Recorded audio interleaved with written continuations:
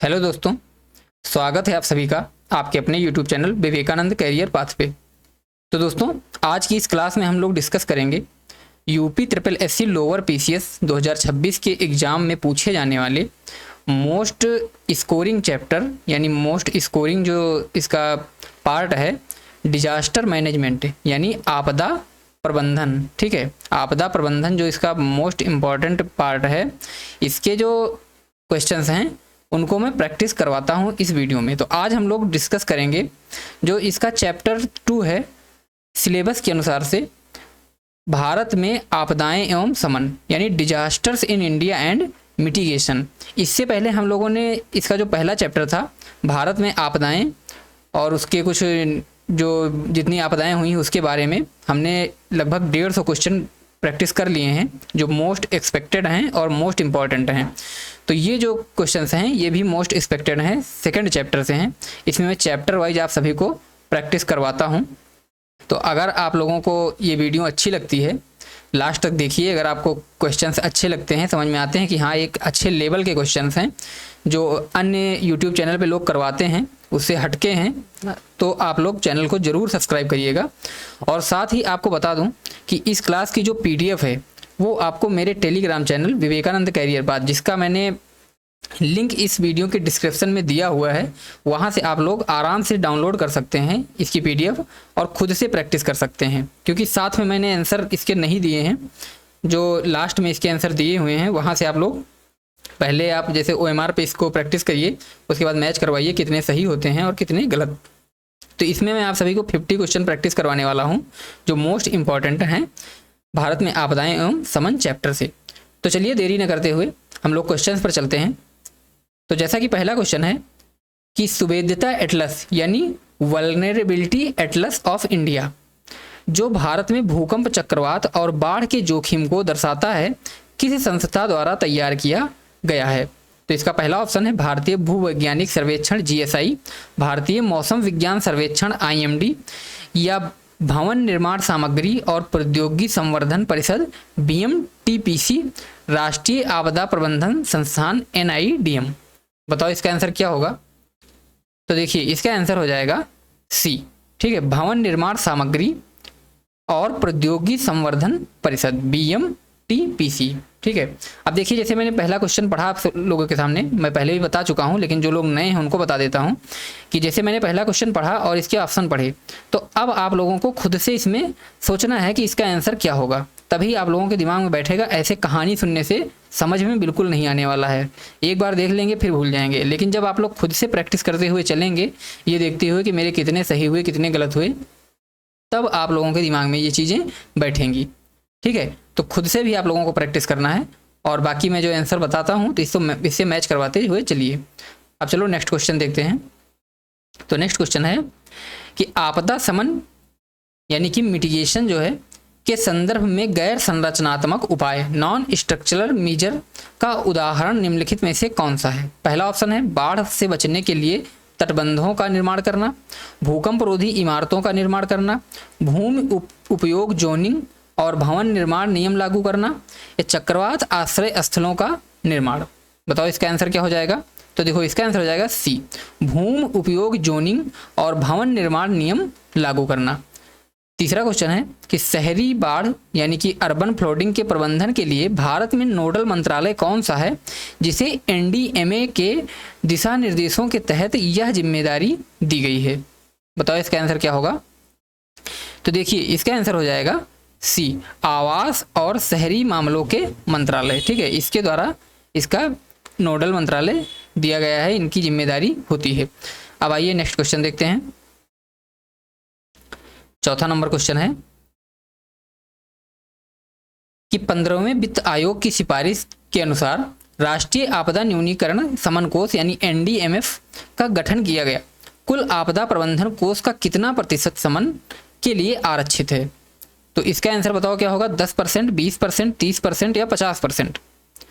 तो इसका आंसर हो जाएगा B, 20%।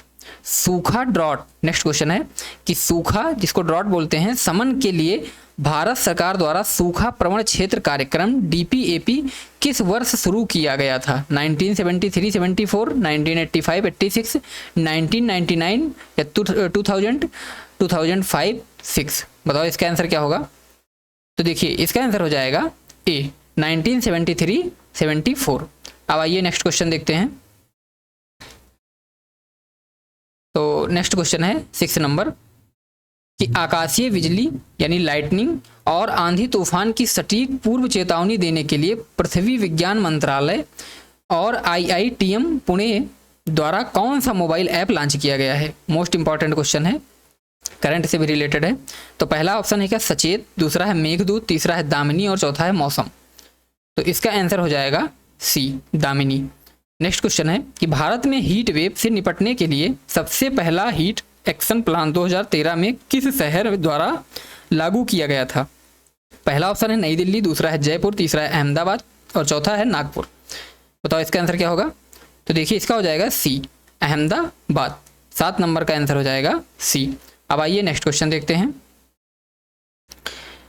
तो नेक्स्ट क्वेश्चन है 8 नंबर, तटीय क्षेत्रों में तूफानी माहौर में यानी स्टॉर्म सर्ज और तूफानी और सुनामी के प्रभाव को कम करने यानी मिटिगेट करने के लिए सबसे प्रभावी जैविक ढाल बायोशील्ड किसे माना जाता है? यानी कि उस तूफानी माहौर में और सुनामी के प्रभाव को कम करने के लिए जैविक ढाल किसे माना जाता है? सबसे जो प्रभावी होता है, प्रवाल भित्तियाँ या मैंग्रोव वन या सी ग्रास या चीड़ के पेड़? तो इसका आंसर हो जाएगा बी, मैंग्रोव वन। ठीक है, ये मैंग्रोव वन कहाँ है रिलेट करके याद कर सकते हो, ये समुद्रों के किनारे पाए जाते हैं। ठीक है, तो क्या होता है कि जैसे तूफानी माहौर में या जो सुनामी आती है, सुनामी भी समुद्र में आती है और तूफान जो आता है स्टॉर्म, वो भी समुद्र के जरिए आता है। तो इसको रोकने का सबसे जो ढाल का काम करता है, कौन करता है? Mangrove one. अब और नेक्स्ट क्वेश्चन देखते हैं, क्वेश्चन नंबर 9, भूकंपीय शमन तकनीक बेस आइसोलेशन का मुख्य उद्देश्य क्या है?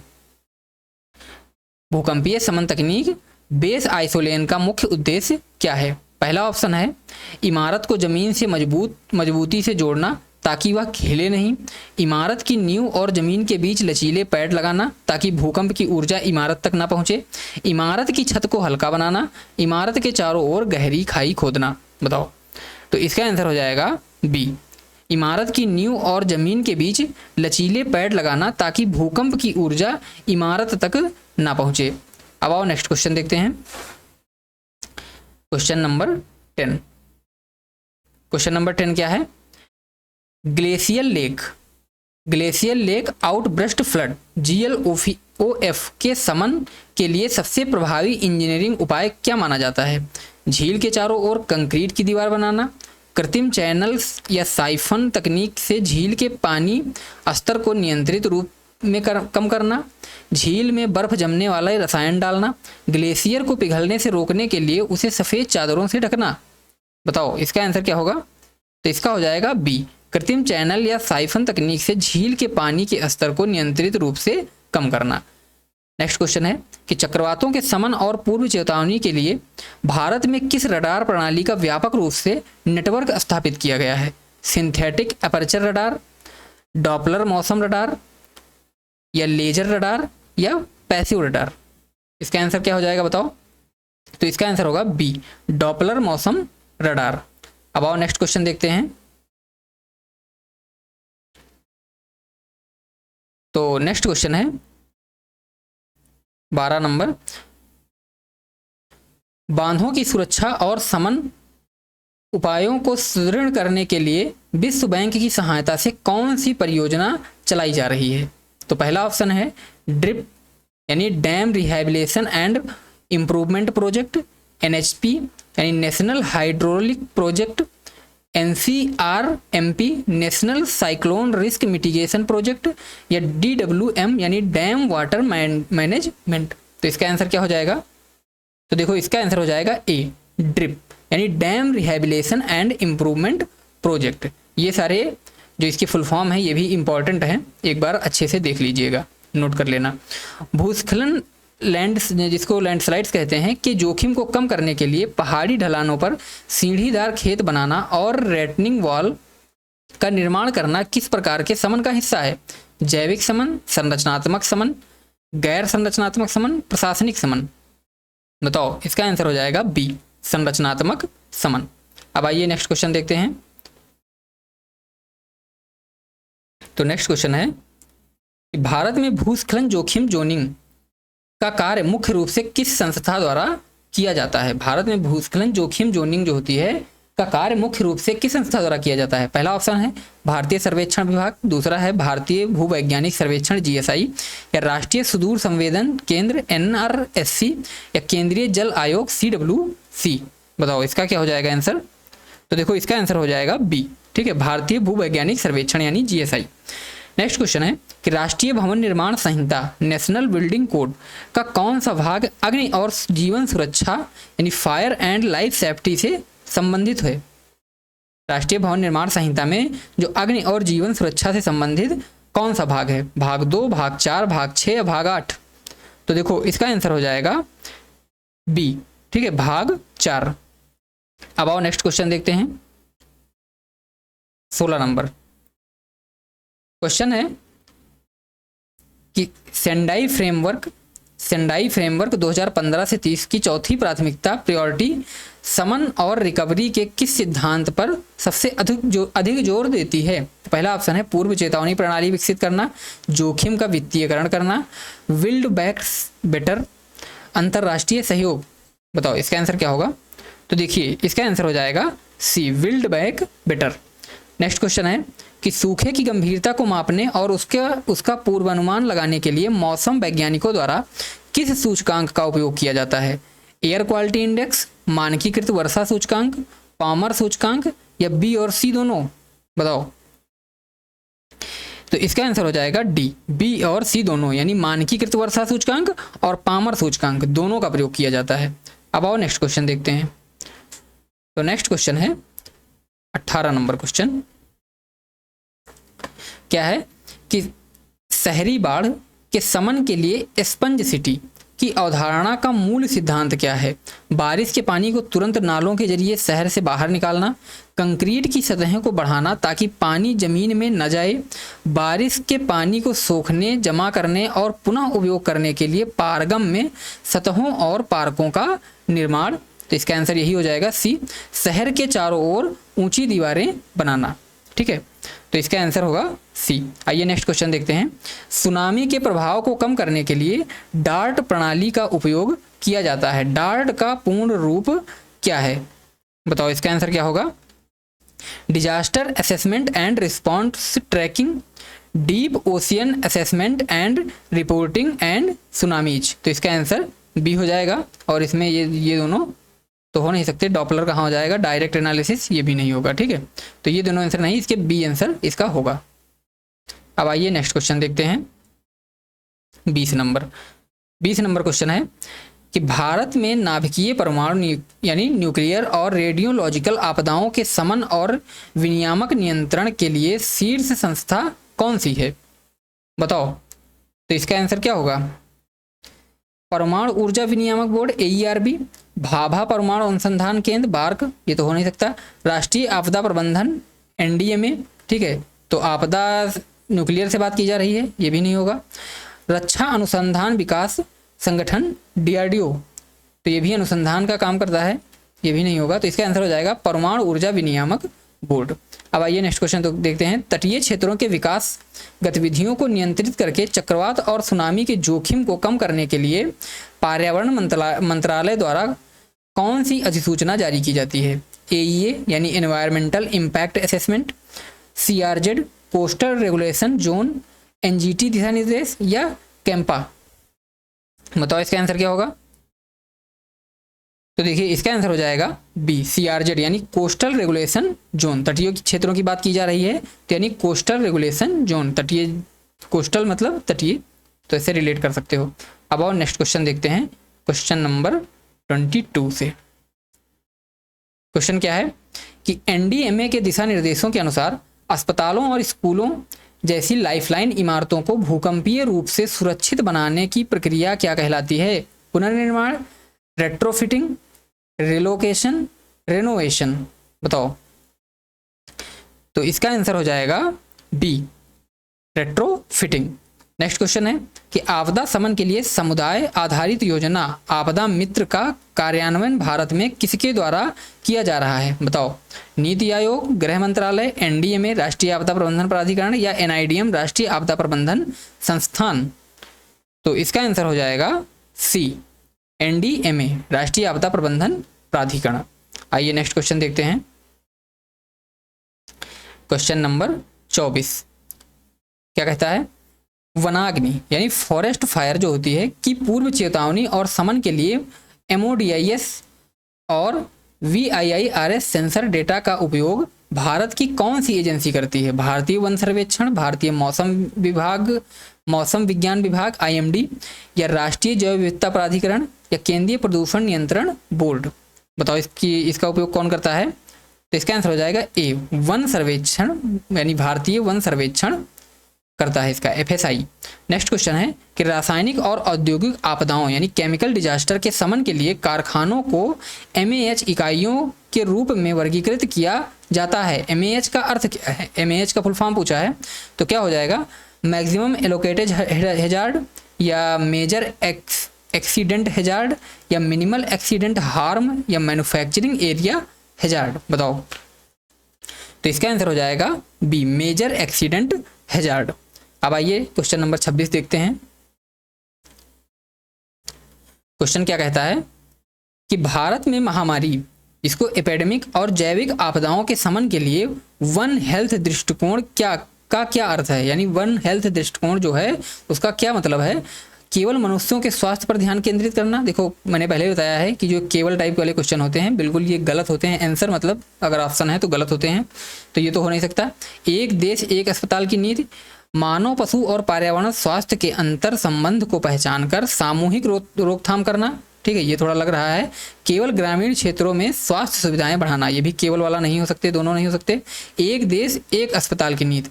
अब देखो एक देश एक अस्पताल कैसे हो सकता है? एक अस्पताल में अगर एक देश में एक अस्पताल होगा, कहाँ मैनेज हो पाएगा? तो ये तो हो नहीं पाएगा। तो इसका आंसर क्या हो जाएगा 26 का? सी, मानव, पशु, पर्यावरण स्वास्थ्य के अंतर संबंध को पहचान कर सामूहिक रोकथाम करना। राष्ट्रीय चक्रवात जोखिम शमन परियोजना NCRMP के तहत निम्नलिखित में से कौन सा कार्य नहीं किया जाता है? ठीक है, नहीं पर ध्यान रखिएगा, नहीं किया जाता है। बहुउद्देशीय चक्रवात आश्रयों का निर्माण, तटीय क्षेत्रों में भूमिगत केबलिंग, चक्रवात के प्रभावित लोगों को सीधा नकद हस्तांतरण, मैंग्रोव और शेल्टर बेल्ट प्लांटेशन। बताओ इसका आंसर क्या होगा? सी, चक्रवात के प्रभावित लोगों को सीधा नकद हस्तांतरण, मतलब कैश ट्रांसफर। डायरेक्ट कैश भेजने से क्या होगा? उनका कोई फायदा नहीं होने वाला है, उनकी सहायता करनी चाहिए, ऐसे करके रिलेट कर सकते हो। तो क्या हो जाएगा? ये ऑप्शन इसमें रॉन्ग है। अब आओ नेक्स्ट क्वेश्चन देखते हैं। 28 नंबर क्वेश्चन क्या है कि बाढ़ के मैदानी क्षेत्रों में बस्तियों के निर्माण को रोकना और कृषि या पार्कों के लिए उस जमीन को आरक्षित करना शमन की कौन सी तकनीक है? बाढ़ पूर्वानुमान, फ्लड प्लेन जोनिंग, चैनल सुधार, या तटबंध निर्माण? बताओ इसका आंसर क्या होगा? तो देखिए इसका आंसर हो जाएगा B, flood plain zoning. Next question है कि हिमस्खलन शमन के लिए DRDO की कौन सी प्रयोगशाला मुख्य रूप से शोध और पूर्व चेतावनी प्रणाली पर कार्य करती है? DGRE पूर्व में SASE, मतलब DGRE जो है इसको पूर्व में किस नाम से जानते थे? SASE, और ये है कहाँ पर? चंडीगढ़ में। या INMAS नई दिल्ली में, DRDE दिल्ली, या NPOL ग्वालियर? बताओ इसका आंसर क्या होगा? तो देखिए इसका आंसर हो जाएगा ए, DGRE, जिसे पहले हम लोग SASE के नाम से जानते थे, और ये है कहाँ पर? चंडीगढ़ में। अब आओ नेक्स्ट क्वेश्चन देखते हैं। तो नेक्स्ट क्वेश्चन है कि IMD द्वारा चक्रवातों की चेतावनी के लिए अपनाए गए कलर कोडिंग सिस्टम में ऑरेंज अलर्ट क्या दर्शाता है? बताओ। कोई खतरा नहीं, अपडेट रहें, तैयार रहें, या कार्रवाई करें? बताओ। तो इसका आंसर हो जाएगा सी, ठीक है, तैयार रहें। जो ऑरेंज कलर कोडिंग है, ऑरेंज अलर्ट है, इसका मतलब होता है रेडी रहें, यानी बी प्रिपेयर्ड। नेक्स्ट क्वेश्चन है कि भारत में भीड़ प्रबंधन और भगदड़ आपदा शमन के लिए विस्तृत दिशा निर्देश किसने जारी किए हैं? सर्वोच्च न्यायालय ने, NDMA ने, पुलिस अनुसंधान विकास ब्यूरो ने, या मानवाधिकार आयोग ने? बताओ। तो इसका आंसर हो जाएगा बी, NDMA ने। अब आओ नेक्स्ट क्वेश्चन देखते हैं। बताइएगा कि क्वेश्चन का लेवल कैसा है, ठीक है। तो नेक्स्ट क्वेश्चन है कि बाढ़ समन में डिटेंशन बेसिन का क्या कार्य होता है? बाढ़ के पानी को स्थायी रूप से रोकना, बाढ़ के अतिरिक्त पानी को अस्थायी रूप से रोककर नदी में पानी के तेज बहाव को धीमा करना, पानी को जमीन के नीचे धकेलना, या बाढ़ के पानी की दिशा मोड़ना। बताओ इसका आंसर क्या हो जाएगा? 32 का बी। ठीक, नेक्स्ट क्वेश्चन है यदि कोई राज्य समन के लिए धन का उपयोग करना चाहता है तो 15वें वित्त आयोग के अनुसार उसे राज्य आपदा न्यूनीकरण कोष यानी HDMF के केंद्र और राज्य का अनुपात क्या रखना होगा? ये क्वेश्चन मैं पहले भी करवाया हूँ, जो दोनों क्लासें करवाई दोनों में शायद ये क्वेश्चन था। ठीक है, तो बताओ इसका आंसर क्या होगा? इसका आंसर आप सभी को कमेंट में देना है, मैं नहीं बताऊंगा। अब आओ नेक्स्ट क्वेश्चन देखते हैं। नेक्स्ट क्वेश्चन है कि इनकोइस INCOIS जो सुनामी पूर्व चेतावनी जारी करता है किस शहर में स्थित है? ये भी क्वेश्चन मैं करवा चुका हूँ, बस इसमें इसका नाम नहीं बताया था वहाँ पर। तो इस पहला ऑप्शन है चेन्नई, दूसरा है तिरुवनंतपुरम, तीसरा है हैदराबाद और चौथा है विशाखापत्तनम। बताओ इसका आंसर क्या हो जाएगा? तो देखो इसका आंसर हो जाएगा हैदराबाद। नेक्स्ट क्वेश्चन है भूकंपीय तरंगों के प्रभाव को कम करने के लिए क्रॉस ब्रेसिंग और शियर बॉल्स का उपयोग मुख्य रूप से किसमें किया जाता है? बांध निर्माण में, बहुमंजिला इमारतों के संरचनात्मक समन में, सड़क निर्माण में, या रेलवे ट्रैक के निर्माण में? बताओ। तो देखो इसका आंसर हो जाएगा बी, बहुमंजिला इमारतों की संरचनात्मक समन में। अब आओ नेक्स्ट क्वेश्चन देखते हैं। क्वेश्चन नंबर 36 क्या कहता है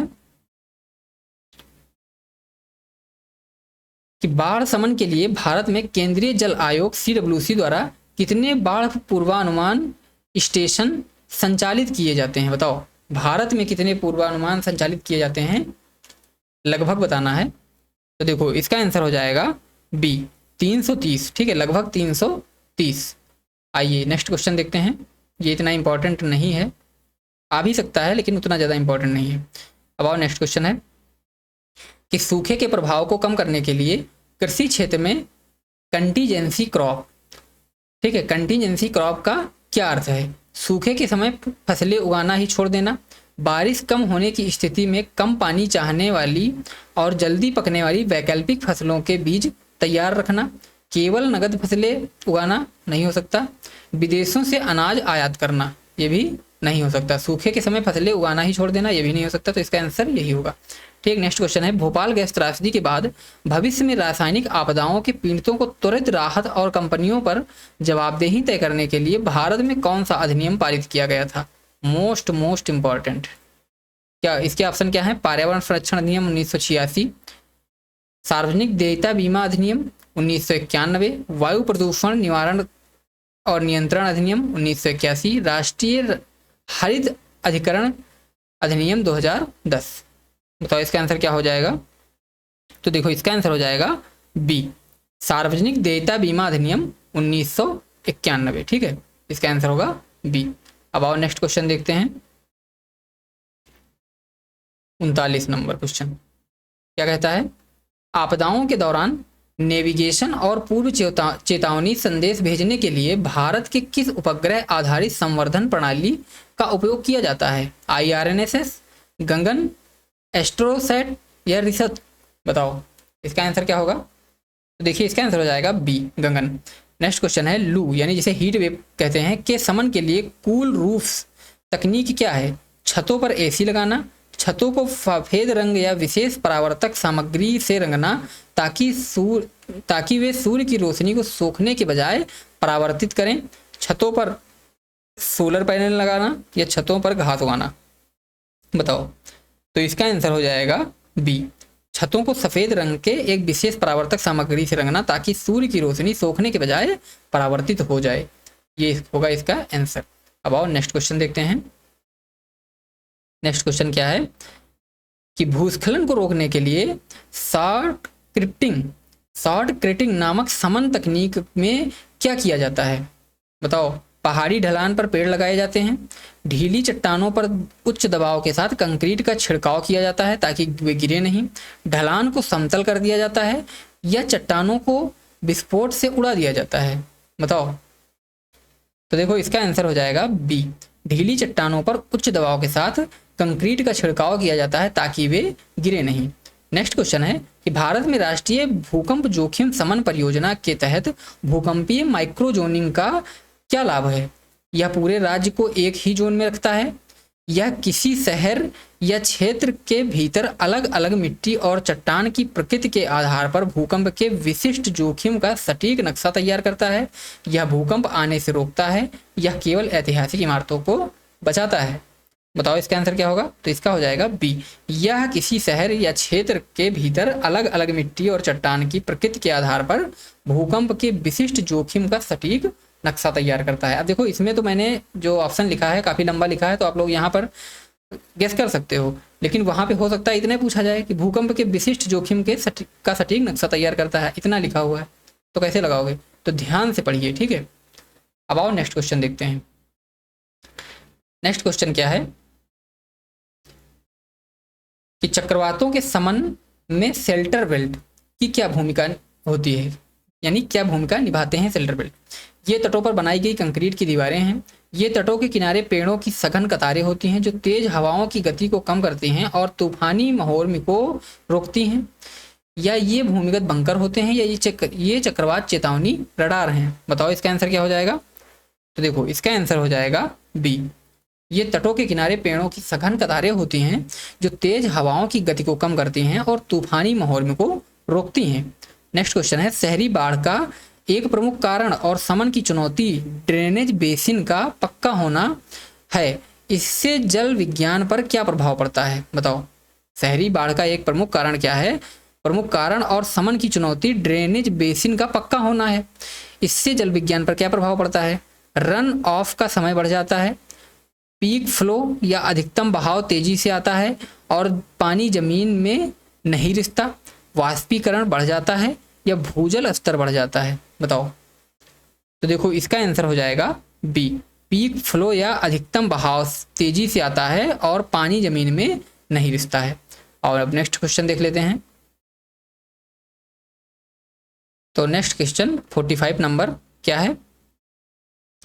किसी आपदा के तुरंत बाद नुकसान का आकलन करने और दीर्घकालिक रिकवरी यानी शमन योजना बनाने के लिए कौन सी अंतर्राष्ट्रीय पद्धति अपनाई जाती है? पीडीएनए मोस्ट इंपॉर्टेंट है, इससे रिलेटेड क्वेश्चन आया भी है एक बार। पीडीएनए यानी post disaster needs assessment, EIA environmental impact assessment, NDMP national disaster management plan, SDRF assessment. बताओ इसका आंसर क्या होगा? तो देखिए इसका आंसर हो जाएगा ए, PDNA post disaster needs assessment. ठीक है। नेक्स्ट क्वेश्चन है कि जैविक आपदाओं यानी बायोलॉजिकल डिजास्टर के शमन के लिए हवाई अड्डों और बंदरगाहों पर प्रवेश बिंदुओं पर कौन सी प्रक्रिया अनिवार्य है? केवल वीजा की जांच, क्वारंटाइन और स्वास्थ्य स्क्रीनिंग, सामान पर अतिरिक्त कर लगाना या केवल पहचान पत्र की जांच करना? तो इसका आंसर हो जाएगा बी। ठीक है। अब आओ नेक्स्ट क्वेश्चन देखते हैं। नेक्स्ट क्वेश्चन क्या है 47 नंबर, राज्य आपदा न्यूनीकरण कोष यानी एसडीएमएफ का गठन आपदा प्रबंधन अधिनियम 2005 की किस धारा के तहत अनिवार्य किया गया है? धारा 35, धारा 46, धारा 48 या धारा 50? तो देखो इसका आंसर हो जाएगा सी। ठीक है, इसका आंसर हो जाएगा सी, धारा 46। अब आओ नेक्स्ट क्वेश्चन देखते हैं।